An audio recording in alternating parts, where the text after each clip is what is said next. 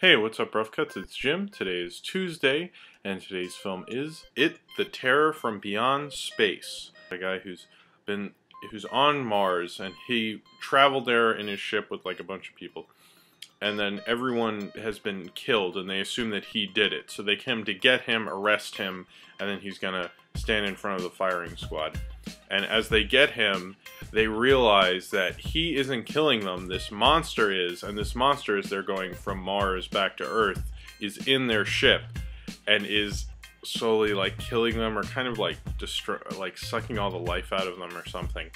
And if you're like, hey, doesn't that sound a lot like Alien? You're right, because this was the inspiration for Alien. This is something, and Ridley Scott admits it, that they looked at this film and kind of took the concept and the idea. It's interesting because this film has a lot of elements that were later put in the Alien film, and even the James Cameron Aliens. There were a couple instances where I was like, wow. There is a scene in the vents.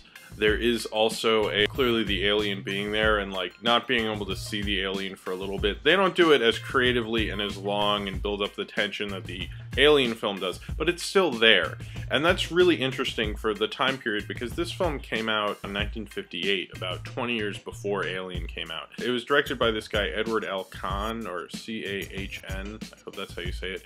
He directed a lot of the Little Rascals shorts. That's pretty much what he's best known for. He also did a lot of like B drive-in stuff like The She Creature, and he also did this. I think he actually does a pretty good job, and it's one of the better monster movies of kind of the drive-in B-movie era that I've seen. I definitely probably put it pretty high up there. The sets are actually pretty well made, and there is actually a claustrophobic feeling to the ship, which was kind of an interesting little element. And also, it's one of the few space movies I've seen where they don't have ray guns, they have guns, like with bullets. I like the alien design for the time period. I mean, this is almost, I look at this like if I was watching Venture Brothers and they cut to like to the past and they show like what superheroes were like in like the 1920s and such. This was done with such a low budget, but I like the spirit of it. If you're more familiar with drive-in movies, this is an absolute treat. It's only 68 minutes, which I also like. I love it when movies are short. I'm like, thank God.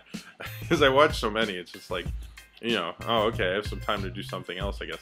I liked all the design of Mars. A lot of the dialogue can get a little boring between the characters. It feels like they're on a lame TV show or something. For the time period and for what it inspires, I think it's a great little movie.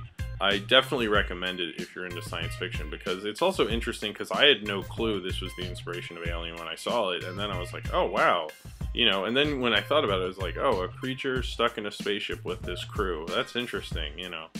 And it's also interesting when I was watching it, there's so much inspiration that Cameron took from it as well when he made his Alien sequel. And I'm wondering if he had actually seen this, although I can't find any information on that James Cameron did see this. So if you have seen It, the Terror from Beyond Space, and you would like to talk about it, then comment below in the comments. Thank you very much, Rough Cut viewers, for letting me review yet another movie. And I will be back next Tuesday.